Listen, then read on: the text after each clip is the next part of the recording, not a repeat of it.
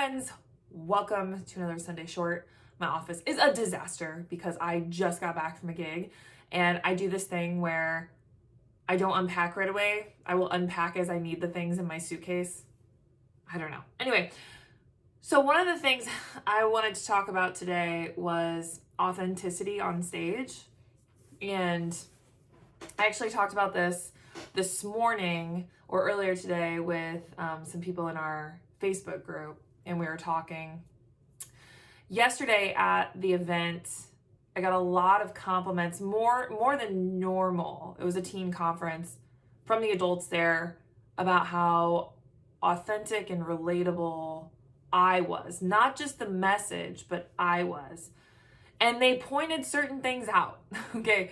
They said things like, you utilize their language, you're very much yourself, you even dress fun. I mean, they were just like unpacking it, which I thought was super interesting. So in that moment, I was like, thanks, but it got me thinking about the beginning of my speaking career. So let me tell you. At the very beginning, my very first talk ever, now this was years and years ago. I mean, I was a counselor at the time, a school counselor. I was speaking on school counseling things, but I was also addressing the student body, and that's who I speak to as teenagers. And I wore like this really nice, like buttoned up suit. I was like, gotta look professional so they can see me as a professional and all these things. And it just didn't feel like me, especially speaking to teenagers. So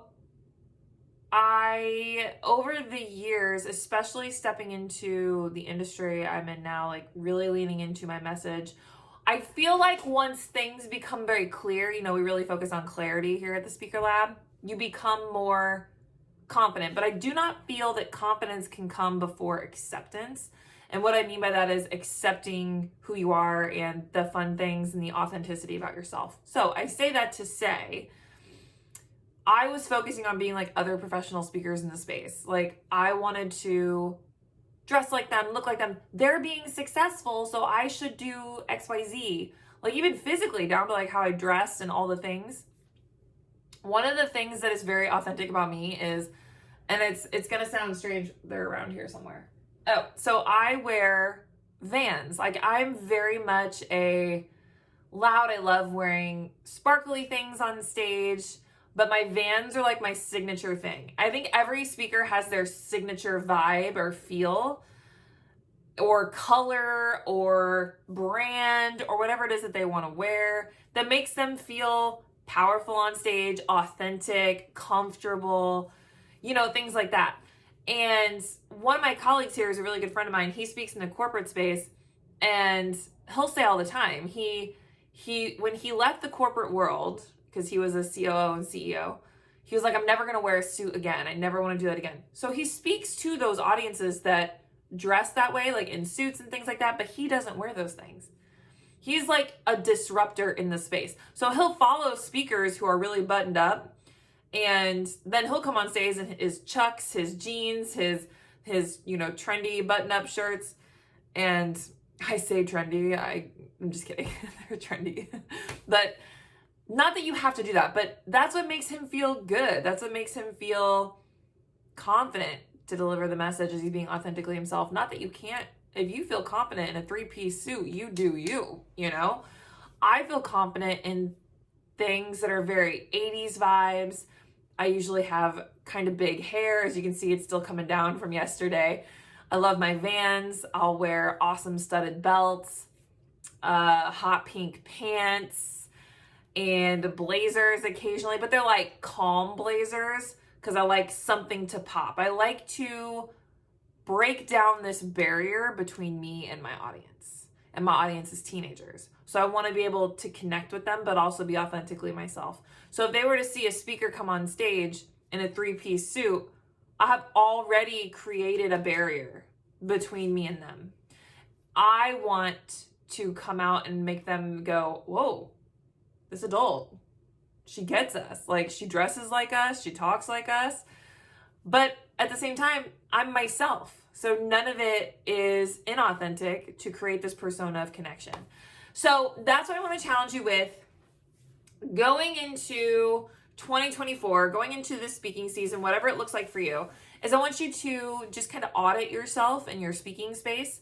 Are you being authentic even when it comes to how you dress for your audience, right? I can't tell you how many times I get compliments on, just like yesterday, even what I'm wearing. And one of the adults in attendance yesterday, she was a school counselor at one of the schools in attendance. And she said, you say everything we say, just in a different way. You're speaking their language.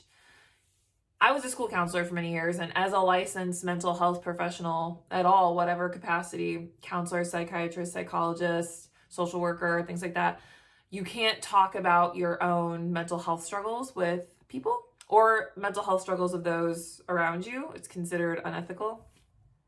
So, but I wanted to, and that's one of the reasons I was talking to her, this counselor. I said, we can't do that. And she's like, you're right, we can't. I was like, I wanted to. I think there's a different level of connection when you can say, hey, I also lived with this. I struggled with this.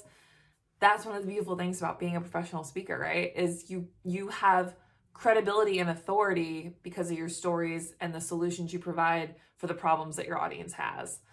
And that's, what Rory Vaden says from Brand Builders, which if you haven't heard, I know you've heard me reference him before. I can't express enough how amazing that man is at helping you get clarity on who you want to speak to and what problem you want to solve. But he says you're most powerfully positioned to serve the person you once were. I was just on a podcast last night, and they had asked me, like, have you ever thought about speaking to parents? Or, basically what every speaker gets asked at some point. No matter what your industry or your audience, people will be like, have you ever thought about doing this? Have you ever thought about doing this? Have you ever thought about doing this? And some speakers do step into those spaces and eventually grow and evolve, and that's awesome. I know where I'm at, and like I told them, I said, I know my lane. I know who I am most powerfully positioned to serve, right? As Rory says. But there's I even told them, I said, there's a level of imposter syndrome when it comes to, because they asked if I ever thought about speaking to parents. There's a couple of levels of imposter syndrome for me there because, for one, I'm not a parent. And two, I don't know how to speak the language of an adult. I know. Listen, I know I'm an adult, right? But I don't know how to speak their language. I connect with one audience super well, and that's teenagers, high school, and some college students. And that's who I am destined to serve. So with the theme of authenticity today, not just being on stage and being yourself, because you absolutely should, but also, are you being authentic in who you're delivering to and what you're delivering about? There was a question from one of our current students. Was it this week? It was earlier this week. What is today? Yeah, it was earlier this week. And they asked, how do you gain confidence in your speaking? How do you gain confidence in that? And I always say this one thing. It's like, I'm 100% confident in my speaking because I don't speak about things I don't know. Okay, so let that kind of resonate. I would never be like, yeah, put together a talk on this for you if I'm not sure it falls in my realm of my topic, right?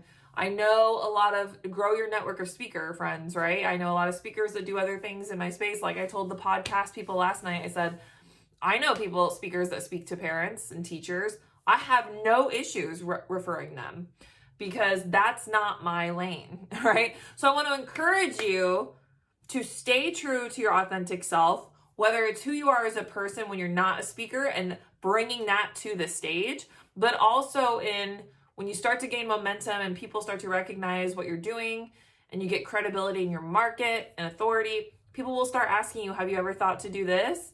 Just make sure, if it is destined, to keep your blinders on and focus the people that you're most powerfully positioned to serve. Okay, friends, that's all for today. Let me know if you need anything from me. I highly recommend you go look up some speakers that you know. You can look up all the speakers here at the Speaker Lab. You can look up Dan Irvin, Jake Thompson, Eric Green, Rick Clemens. Ooh, goodness, I'm missing some. Oh gosh, there's so many. There's so many resident speakers. And just look at patterns in what they wear, how they behave, things that make them feel confident, and see how they're living their authentic selves on stage. All right, friends, go be great. I'll talk to you soon. Bye.